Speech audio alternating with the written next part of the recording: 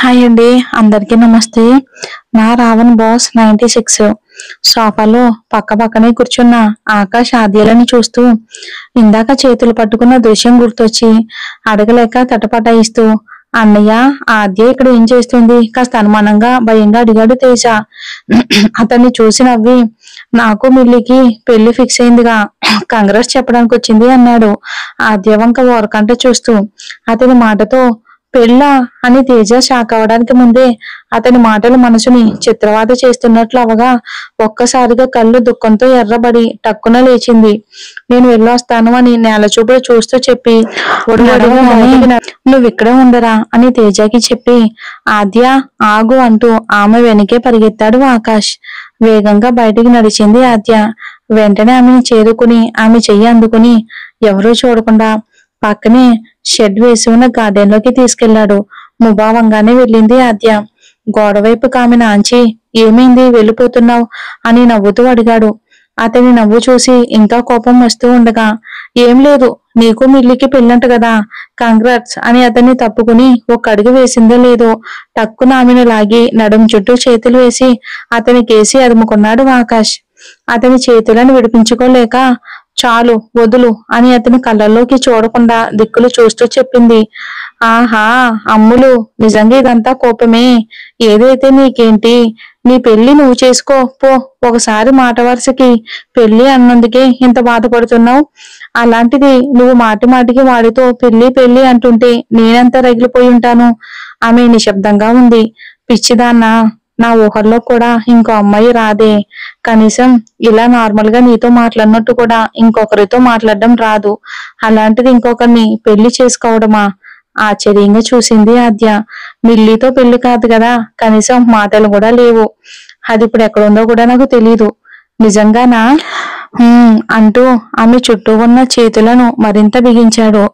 మరి అంతకు ముందు నువ్వు ఎవరితోనో మాట్లాడుతూ ఉన్నావుగా అని ప్రశ్నించింది. తను డాక్టర్ మీనాని ఇక్కడికే షిఫ్ట్ చేయించాను. ఆమె మీనాకి స్పెషల్ ట్రీట్మెంట్ ఇస్తుంది. దాని గురించే మాట్లాడుతూ ఉండగా నువ్వు వచ్చావు. ఓ అని ఆలోచిస్తూ అనేసి అంతలోనే కళ్ళు పెద్దవి చేస్తూ, మరి ఇప్పటిదాకా ఎందుకు చెప్పలేదు? నేను తనని మిల్లి అనుకుంటున్నానని నీకు తెలిసినా కూడా అని అడిగింది. సినిమాలో హీరోయిన్లు జలస్ ఫీల్ అయినప్పుడు అనుకునేవాణ్ణి, నువ్వు నా గురించి అలా ఫీల్ అయితే బాగున్ను అని. ఇన్నాళ్ళకు అవకాశం దొరికింది, అందుకే నీ జలస్ చూద్దామని నిన్నెలా అనుకొనిచ్చాను. అతని మాటలతో వస్తున్న చిరునవ్వును ఆపుకోవటానికి ప్రయత్నించి, ఇంకా ఓడిపోతున్నాను అనిపించగా ఇంకా జరుగు అంటూ పక్కకు వెళ్ళబోయిన ఆద్యాని హత్తుకుని, ఎక్కడికి వెళ్ళేది? దగ్గర అయ్యాక కూడా వెళ్తా వెళ్తా అంటవే అని ఆమె చుట్టూ ఉన్న చేతులను మరింతగా బిగించగా ఉలిక్కిపడి చూసింది ఆద్య. ఏమైందమ్ములు, అలా ఉలిక్కి పడిపోతున్నావు అని కవ్విస్తూ అడిగాడు. ఆమె మాటలు స్పష్టంగా లేవు. ఏం లేదు, అంతా ఏదోలా ఉంది, తప్పుకో ప్లీజ్ అని తడబడుతూ అతని కళ్ళల్లోకి చూడలేక నేల చూపులు చూస్తూ అంది. ఆమె కళ్ళల్లోకి సూటిగా చూస్తూ, ఇలానే ఉంటుంది, దీని తర్వాతది కూడా ఇంకా బాగుంటుంది అని కన్ను కొట్టి చెప్పాడు ఆకాష్. అతని మాటలు చూచాయిగా అర్థమవగానే, ఏ నోర్మి అంటూ సిగ్గుతో నవ్వేసింది ఆద్య. ఆమె సిగ్గులోలికే ముఖాన్ని చూస్తూ, ఇలా నన్ను చూసి సిగ్గుపడుతూ ఉంటే ఎంత బాగుందో తెలుసా రాక్షసి. 5 ఏళ్ల తర్వాత ఎవరినో కనిపించమని చెప్పావు, నిజంగానే నేను 5 ఏళ్ల తర్వాత తిరిగి వచ్చేలా చేశావు అన్నాడు. అతని మాటలతో తలెత్తి అతని వంక చూసి, నేను నిజంగానే అనుకోలేదు నా కోసం ఒకరు ఇంతగా పోరాడగలరని. నువ్వు నా జీవితంలో, నేను నీ జీవితంలో ఉన్నట్లు కూడా నాకింతవరకు తెలీదు అని అనేసి క్షణం ఆగి, ఎందుకు నన్ను ఇంతలా ప్రేమిస్తున్నావు ఆకాష్ అని అడిగింది కనుబొమ్మలు ముడివేసి. గాఢంగా ఓ ఊపిరి వదిలి, ఈ ప్రశ్న నేను నిన్నడగాలి. అసలు ఎందుకు నేను నిన్ను ప్రేమించేలా చేసుకున్నావు, ఎలా చేసుకున్నావు అని ఆమె కళ్ళల్లోకి చూస్తూ అనేసి, డిగ్రీ వరకు అమ్మాయిలను పురుగుల్లా చూడడంలోనే సఫలమయ్యాను. కానీ నిన్ను కలిసిన క్షణం నుండి నువ్వు అందరిలా కాదు, వేరు. నీ నవ్వు, నీ మాటలు, మొదటిసారి నిన్ను చూసి కూడా చూడనట్టు వెళ్ళిపోయాను చూడు, అక్కడ నన్ను నేను పోగొట్టుకున్నానే. నీకు నీ జీవితం గురించి చాలా క్లారిటీ ఉంది.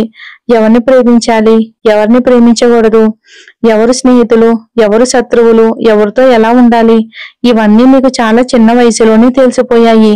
నేను ఫాలో అవుతున్నప్పుడు నీ మాటలన్నీ వినేవాణ్ణి. వింటున్న కొద్దీ నువ్వు ఇంకా ఇంకా నచ్చేదానివి. మధ్యలో ఆ బఫూన్ గడు లేకపోతే నీకు ప్రపోజ్ చేసేవాణ్ణి. నువ్వు సరే అన్నా అనకపోయినా ఇదిగో ఇప్పట్లాగే అహం ఇహం సిగ్గు శరం అంతా పక్కన పెట్టి నీ వెనుకే తిరిగేవాణ్ణి. ఏదో ఒక రోజు నువ్వు అంగీకరించేదానివి, లేదా ఏ చేతబడో మంత్రాలో తంత్రాలో చేసి నిన్ను నా వైపు తిప్పుకునేవాణ్ణి అన్నాడు నవ్వుతూ. అతని మాటలతో బల్లున నవ్వేసింది ఆద్య. అర నిమిషం వరకు నవ్వటం ఆపలేదు. అలా స్నేహితులతో ఉన్నప్పుడు 5 ఏళ్ల ముందు నవ్వేది. ఆ తర్వాత ఇదే మొదటిసారి ఇంతలా ఇంతసేపు నవ్వటం. ఆమె నవ్వుని చూస్తూ ఆ రోజులు గుర్తుకు రాగా తనని తాను మర్చిపోయాడు ఆకాష్. ఆమె వంకే చూస్తున్న అతని చూపులు తాకి నవ్వడం ఆపి అతని వంక చూస్తూ నా గుండె మరింత గట్టిగా కొట్టుకుంటుంది ఆకాష్ అని ఆమె అనగానే ఆశ్చర్యంగా చూశాడు అతను. ప్రేమంటే నాకు భయంగా ఉంది. పృథ్వీ విషయం ఎప్పుడు గుర్తొచ్చినా సరే నానా అని నమ్మటం, సర్వస్వాన్ని దారబోసి జీవితాన్ని నరకం చేసుకోవటంలో నా తప్పు ఎక్కువ ఉందని నన్ను నేను నిందించుకునేదాన్ని. కానీ ఇప్పుడు అంటూ ఉండగానే ఆమె నోటిని అరచేత్తో మూసేశాడు ఆకాష్. ఇంకా అనుమానంగా ఉందా ఆద్య అని అడిగాడు ఆకాష్. అతని కళ్ళల్లోకి చూస్తూ నిశ్శబ్దంగా ఉండిపోయింది ఆద్య. నువ్వు నిజంగా పిచ్చిదానివే అని అనగానే కళ్ళు చిన్నవి చేసి చూసింది. లేకపోతే ఏంటి, అసలు నీ అనుమానం ఏంటి? నేను నిన్ను మర్చిపోతానన్నా, నిన్ను ప్రేమించడం మానేస్తానన్నా, నిన్ను బాగా చూసుకోలేననా, లేక పృథ్వీ గడిలా మరో అమ్మాయి వెంట పడతానన్నా అని అడిగి నివ్వెరబోయి చూస్తున్న ఆమె వంక చూసి ఇవన్నీ చేయగలిగితే మళ్ళీ నీకు కనిపించి ఉండేవాన్నే కాదు అని అనేసి మళ్ళీ క్షణం ఆగి ఇప్పుడు చెప్తున్నా వినాద్య. క్షణం కూడా నీ ఆలోచన లేకుండా రన్ అవ్వదు నా మెదడు. నువ్వు ఈ లోకంలో లేదంటే నా కొట్టుకోదు నా గుండె. ఇదంతా కాదని నేను పోయాననుకో, ఏ దయ్యాన్నో పిశాచునో అయ్యి మళ్ళీ నిన్నే పట్టుకుంటాను. ఇంతకు మించి నాకు ఇంకో ఆలోచన లేదు అంటూ ఆమెను పట్టుకున్న చేతులను విడిచి ఇంకా ఏమైనా సందేహాలున్నాయా అని అడిగాడు. లేవు అన్నట్లుగా తలూపి అంతలోనే ఏదో అనుమానం రాగా మీ నాన్నగారు ఎందుకని నాతో అబద్ధం చెప్పారు?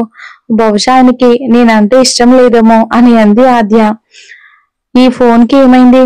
అసలు ఆద్య మాట్లాడేలోగానే కట్ అయ్యింది. నన్ను అది పెళ్లి చేసుకోవటానికి ఒప్పుకుంది. ఇప్పుడు ఎక్కడుందో ఎలా తెలిసేది? తెలుసుకోవాలి అని తన క్యాబిన్లో కూర్చుని వెనక్కి జరిగి కళ్ళు మూసుకున్నాడు పృథ్వీ. ఇంతలో అతను నియమించిన హ్యాకర్స్ పరిగెత్తుకుంటూ వచ్చి సార్ అతనెవరో తెలిసిపోయింది అని ఉత్సాహంగా చెప్పి కాస్త ముఖం వేలాడేస్తూ బట్ మనం గవర్నమెంట్ రూల్స్ ని అతిక్రమించినట్లుగా కూడా ఇండియా గవర్నమెంట్ కి తెలిసే అవకాశం ఉంది అని అన్నారు. What the? అలా ఎలా జరుగుతుంది? మీరు జాగ్రత్త తీసుకోలేదా అని అరిచాడు పృథ్వీ. తీసుకున్నాం సార్, కానీ మన సిస్టమ్స్ నుండే సిగ్నల్స్ వెళ్ళాయి. ఇందులో 2 పాసిబిలిటీస్ ఉన్నాయి. ఒకటి, మనలో ఒకడే ఇదంతా చేసిన వాడికి సపోర్ట్ చేశాడు. మరొకటి, ఇదంతా చేసిన వాడు ఆల్రెడీ గవర్నమెంట్ తో మన గురించి డిస్కస్ చేసి మనల్ని పట్టుకునేలా సాఫ్ట్వేర్ సిద్ధం చేసి ఉండొచ్చు అన్నారు. కాసేపు ఆలోచించిన తర్వాత ఈ రెండింట్లో దేనికి ఎక్కువ పాసిబిలిటీస్ ఉన్నాయి అని ప్రశ్నించాడు పృథ్వీ. సార్, నాకు తెలిసి మనలో ఒకడే ఇదంతా చేయటానికి వాడికి హెల్ప్ చేస్తున్నాడు. ఎందుకంటే ఇదంతా చేస్తున్నామని ఇక గౌడ్ కి తెలిస్తే వాళ్ళు మనల్ని చేయకుండా ఆపేసే అవకాశాలు ఉన్నాయి. అలా కాకుండా మనల్ని చేయనిచ్చారంటే రెండో దానికి అంత పాసిబిలిటీస్ లేవు. సరే, ముందు చెప్పండి, అసలు ఇదంతా చేసింది ఎవరు? ఆకాష్ సార్. ఇక టీబీఐ కంపెనీకి చైర్మన్ జగన్నాథం గారి కొడుకు. ఆ మాట వినగానే పృథ్వీ దవడ పిడికిలు ఒకేసారి బిగుసుకున్నాయి. ఆకాష్ ఒక్కో అక్షరాన్ని పొల్లు నూరుతూ పలికి ఆద్య మీద ఆశలు పెంచుకుని అది నాదవుతుందని తెలుసుకుని ఇదంతా చేశాడా? లేక బిజినెస్ పగల అయినా ఆద్య మీద వాడికి ఆశ ఉన్నట్లు ఎవరూ చెప్పలేదు. నాకెక్కడా అనిపించలేదు. మరి ఆకాష్ గాడు ఎందుకు ఇదంతా చేశాడు అని గాఢంగా ఊపిరి వదిలి ఇప్పుడు వాడి సంగతి అనవసరం, అమ్ము నన్ను పెళ్లి చేసుకుంటాను అంది. ముందు అది ఎక్కడుందో కనుక్కోవాలి. కానీ ఎలా?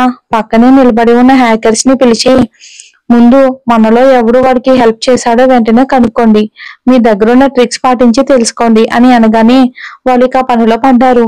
వాళ్ళు వెళ్ళిన వెంటనే ఎవరికో ఫోన్ చేసి ఆద్య ఫోటో పంపి కొన్ని వివరాలు చెప్పి వీలైనంత తొందరగా అడ్రస్ తెలియాలి అన్నాడు. అలాగే ఆకాష్ కంపెనీ యుఎస్ బ్రాంచ్ మీద వీలైనంత తొందరగా నకిలీ ఆధారాలు సేకరించి ఇంకే ఇల్లీగల్ కేసు పెట్టాలని, సిబిఐ దాడులు నిర్వహించాలని ఆశించాడు. అందరూ అతను చెప్పిన వెంటనే పనుల్లో పడిపోయారు. మా డాడీకి అలా ఏమీ ఉండదు, నేను ఇష్టపడ్డానంటే కాదని చెప్పలేరు. ఆయనకు నిజమంతా తెలిసిన తర్వాతే నీకు ఫోన్ చేసి అలా చెప్పారంటే మన మధ్యనున్న డిస్టర్బెన్స్ అన్ని క్లియర్ అవడానికి అయి ఉంటుంది అన్నాడు ఆకాష్. ఇక ఆలోచిస్తున్నట్లుగా ఆద్య తలుపుతూ ఉంది. అది సరే గాని అసలు మళ్ళీ నన్నెందుకు వాడితో మాట్లాడిచ్చావు? వాడు ఆ ఫోన్ కాల్ చేసినప్పుడు ఎంత భయమేసిందో తెలుసా అని అంది ఆద్య. నీ చేత వాడికి స్పాట్ పడాలని అలా చేశాను. బట్ ఆ సంతోషంలో అనుకోకుండా ఫోన్ ని నీ దగ్గరే మర్చిపోయాను అనేసి క్షణం ఆగి, వాడు ఫోన్ చేయగానే నువ్వెందుకు లిఫ్ట్ చేశావు అని అడిగాడు. నేనెందుకు లిఫ్ట్ చేస్తాను, అది కౌంటర్ టాప్ మీద ఉంది, క్లాత్స్ ని సర్దుతూ ఉంటే దానికి తగిలి అదే లిఫ్ట్ అయ్యింది అని అంది ఆద్య చిన్నబోతూ. ఆమె ముఖాన్ని చూసి, సరేలే డోంట్ వరీ, నువ్వు ఆ ఫోన్ లిఫ్ట్ చేయకపోతే ఇక ఇందులో నువ్వు ఉన్నట్లు కూడా వాడికి తెలిసేదే కాదు.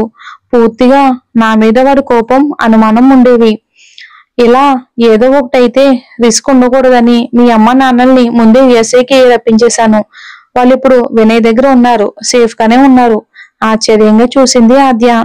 ఏ మాత్రం దానికి ఆశ్చర్యపోతున్నావా అమ్ములు అని కనుబొమ్మలు ఎగరేసి అడగగానే, అసలు ఇవన్నీ ఎప్పుడు చేస్తున్నావు, నీకంత టైం ఎలా ఉంటుంది? అటు ఆఫీస్ మీటింగ్స్, ప్రాజెక్ట్ కాంట్రాక్టులతో అంత సమయం ఎలా దొరుకుతుంది అని నివ్వెరపోయింది ఆద్య. దాంతో గాఢంగా ఊపిరి వదిలి సూటిగా ఆమె కళ్ళల్లోకి చూస్తూ, నువ్వు దూరం అయ్యావని నిద్రలేని రాత్రులు గడిపిన నాకు నీ కోసం యుద్ధం చేయాల్సి వస్తే కలలు లేని నిద్రను పొందటం భారమా? ఆకాష్ ఇక్కడ ఏదైనా ఫిక్స్ అయ్యాడంటే సాధించేదాకా వదలడు అని అన్నాడు నవ్వుతూ. దాంతో ఆద్య కూడా చిన్నగా నవ్వగా, అయినా ఈ మాత్రం దానికి ఎంత ఆశ్చర్యపోతున్నావు? ఇంకా శ్రద్ధ కూడా ఇక్కడే ఉందని తెలిస్తే ఇంకెంత షాక్ అవుతావో అన్నాడు. ఒక్కసారిగా ఆద్య కనుబొమ్మలు ముడిపడ్డాయి. శ్రద్ధనా? తను ఇక్కడికి ఎందుకు వచ్చింది? షాక్ అయిపోయింది ఆద్య. తనతో కూడా చిన్న పనుందిలే, నీకు నెమ్మదిగా చెప్తాను అంటూ ఆమెను మళ్ళీ కౌగిట్లోకి తీసుకున్నాడు.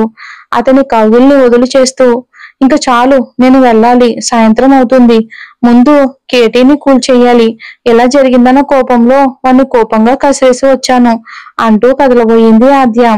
టక్కున ఆమెను మళ్ళీ కౌగిట్లో బంధించి, నేనేం బాస్ని కాదు నువ్వు బాయ్ చెప్పి పరిగెత్తడానికి, మరి బాయ్ ఫ్రెండ్ అయితే వెళ్లే ముందు ఏదో ఒకటి ఎక్స్పెక్ట్ చేస్తానుగా, ఇది కూడా నేనే అడుక్కోవాలా కర్మ అని కోపంగా అని ఆమె చుట్టూ పెన వేసుకున్న చేతులను వదిలి చేశాడు. ఇక అతను అలా చేయగానే అతని కాలర్ని పట్టుకుని లాగి కాస్త నెక్కి అతని నుదుటి మీద ముద్దు పెట్టుకుని అతన్ని గుండెల మీద చెవి ఆంచి ఒదిగిపోయింది. చిన్నగా చిరునవ్వు నవ్వి ఆమె తలని నిమురుతూ, ఆద్య, నాకు చెప్పడం రాదు, నచ్చదు, ఇంతవరకు ఆకలిస్తుందని కూడా ఎవరితో చెప్పలేదు నేను. నా సంగతి తెలిసి మా డాడీయే పని మనుషులతో ఇక స్ట్రిక్ట్ గా చెప్పేవాడు నేను అడగక ముందే అన్నం పెట్టాలని. ఇంతలా నేను ఎవరి ముందు నా మనసులోని మాటను చెప్పలేకపోవటం నా బలహీనత ఆద్య. ఒకవేళ భవిష్యత్తులో నేను నీతో సరిగ్గా నా ఫీలింగ్స్ గురించి చెప్పలేకపోతే, మాట్లాడాల్సిన సమయంలో మౌనంగా ఉండిపోతే నన్ను వదిలిపెట్టి వెళ్ళిపోవగా అని బాధగా అడిగాడు. తలెత్తి చూసింది ఆద్య. ఎర్రబడిన అతని కళ్ళల్లోకి ప్రేమగా చూస్తూ, నీ మౌనం నాకు అర్థం కాకపోవచ్చు, కానీ ప్రయత్నిస్తాను. ఓడిపోయినా సరే మళ్ళీ మళ్ళీ నిన్ను చేరుకోవడానికి ప్రయత్నిస్తూనే ఉంటాను. కానీ మరొక్కసారి నీ కళ్ళను ఎలా ఎర్రబడనివ్వను అని అంది. ఆమె మాటలతో కొన్నంత భరోసా దొరికినట్లు అవగా ఆమెను గట్టిగా గాఢంగా హత్తుకున్నాడు ఆకాష్. ఇంకా వెళ్తానని ఆమె కదులుతూ ఉంటే, ఇప్పుడొద్దు ఆద్య, వాడు నీ కోసం గాలిస్తూ ఉంటాడు, నువ్వు బయట కనబడితే వాడు కంటపడే అవకాశాలు ఎక్కువ ఉన్నాయి, ఒక 2 days ఓపిక పట్టు, అంతా ముగింపుకొస్తుంది అని ఆలోచిస్తూ చెప్పాడు. ఆద్య ఏదో అనేలోపే అన్నయ్య అని పిలుస్తూ బయటకొచ్చాడు తేజ. ఏంటని ఇద్దరు అటుగా తిరిగి చూసేసరికి, మా ఫ్రెండ్కి యాక్సిడెంట్ అయ్యిందంట, త్వరగా వెళ్ళాలి నేను అని చెప్పి పరుగులాంటి నడకతో కదిలాడు. అతని మాటతో ఆగమని చెప్పి, ఆద్య, నువ్వు ఇక్కడే ఉండు, ఇవిగో కీస్ అంటూ చేతిలో తాళాలు పెట్టి, జాగ్రత్త, నేను వీలైనంత తొందరగా వస్తాను అని చెప్తూ అక్కడి నుండి కదిలాడు ఆకాష్. ఏమీ అనలేక అలాగే నిలబడిపోయింది ఆద్య. తేజాని తీసుకుని తన కారులో బయలుదేరాడు ఆకాష్. చేతిలో ఉన్న కీస్ ని గుప్పెట్లో మడుచుకుని లోపలికి నడిచింది ఆద్య. వాటిని పక్కనే పెట్టి ఇల్లంతా తిరిగి చూసింది. అది అతని పర్మనెంట్ గెస్ట్ హౌస్. చాలా బాగుంది. అతను ఎప్పుడు లండన్కి వచ్చినా అక్కడే ఉంటాడేమో అనుకుంటూ లోపలంతా చూసింది ఆద్య. హాల్లోనే కాసేపు కూర్చుని, ఎప్పుడూ అంత ఖాళీగా ఉండి ఎరగదు కనుక నెమ్మదిగా లేచి పై గదుల వైపు వెళ్ళింది. పైకి వెళ్ళగానే కుడివైపునున్న గది వంక చూసి, ఆ గది మీద డోంట్ డిస్టర్బ్ అన్న స్టిక్కర్ అంటించి ఉండడం చూసి, ఆ గది ఆకాష్ బెడ్రూమ్ అని మనసులో అనుకుని వెను తిరగబోయింది. అంతలోనే ఆమె ఎందుకు వెనక్కి వెళ్ళిపోతుందో ఆమెకే అర్థం కాలేదు. ఇప్పుడు ఆకాష్ వేరు కాదు కదా, ఆమెను ప్రేమించిన వాడు కదా. ఎంతలా అంటే ఈ ప్రపంచంలో అంతలా ఆమెను ఇంకెవరూ ప్రేమించలేరు. బహుశా ఇంతకు ముందున్న పరాయి తనపు భావాలు ఆమె మదిని ఇంకా వీడిపోయినట్లు లేవు. చిన్నగా నవ్వుకుని నెమ్మదిగా తలుపు తెరిచింది. విశాలంగా ఉంది ఆ గది. ఇక high rated furniture, model look తో గదంతా మెరిసిపోయింది. నెమ్మదిగా బాల్కనీలోకి వెళ్ళింది ఆద్య. రాత్రి తాగిన మందు బాటిల్స్ తీసినట్లు లేడు. టేబుల్ మీద ఖాళీ సీసాలతో సహా కాల్చిన సిగరెట్లు కూడా పక్కనే ఉన్నాయి. వాటినన్నిటినీ చూడగానే ఆకాష్ చెప్పిన మాటలు పడిన వేదన గుర్తుకు రాగా బాధేసింది. అతనితో మాట్లాడాల్సిన మాటలు, పంచాల్సిన ప్రేమ అన్నీ మిగిలి ఉన్నాయని మనసుకి అనిపిస్తూ ఉండగానే అదే గదిలో వేలాడేసిన ఆకాష్ ఫోటో కనిపించింది. దాని దగ్గరికి నడిచింది. కళ్ళు మూసుకుని ఆలోచిస్తున్న పృథ్వీ ఆలోచనలకు బద్దలు కొడుతూ తెరుచుకున్నాయి తలుపులు. సార్, మా టీంలో ఉన్న వరుణ్, స్వామి ఇద్దరు ఆ ఆకాష్ కి హెల్ప్ చేశారు సార్. కావాలని గవర్నమెంట్ కి ఇన్ఫర్మేషన్ వెళ్ళేలా చేశారు. ఇప్పుడు వాళ్ళు ఇక్కడ లేరు. ఇది చాలా పెద్ద కేసు అయ్యే ప్రమాదం ఉంది సార్. మీ ఆఫీస్ నుండి లాగిన్ అయ్యాం కనుక మీ గురించి ఆరా తీసి ఇక్కడ గవర్నమెంట్ కి ఇక సర్వీలెన్స్ పంపుతారు. ఆ కేసు నుండి ముందు బయటపడాలి సార్ అన్నాడు ఆ వ్యక్తి. అది వింటూనే ఒక్కసారిగా దవడ బిగించి పళ్ళు నూరుతూ ఆకాష్ అని ఒక్కొక్క అక్షరాన్ని ఒత్తు పలుకుతూ అనేసి ఎవరికో ఫోన్ చేద్దామని తీసేలోపే అంతలోనే పృథ్వీ ఫోన్ మోగింది. హలో, మీరు కనుక్కోమని చెప్పిన వ్యక్తుల్లో ఆద్య దొరకలేదు, కానీ మరొకరు దొరికారు సార్. ఎవరు? ఆకాష్. ఎక్కడున్నాడు? అతని పిడిగిలి బలంగా టేబుల్ని తాకింది. లండన్ లో ఉన్నాడు సార్ అని అనగానే ఆద్య కూడా అతని దగ్గర ఉందేమోనన్న అనుమానం బలపడగా ఫోన్ పెట్టేసి చార్టర్డ్ ఫ్లైట్ ని రెడీ చేయమని చెప్పాడు పృథ్వీరాజ్. మరి ఏం జరుగుతుందో ఏంటో వచ్చే ఎపిసోడ్ లో చూద్దాం.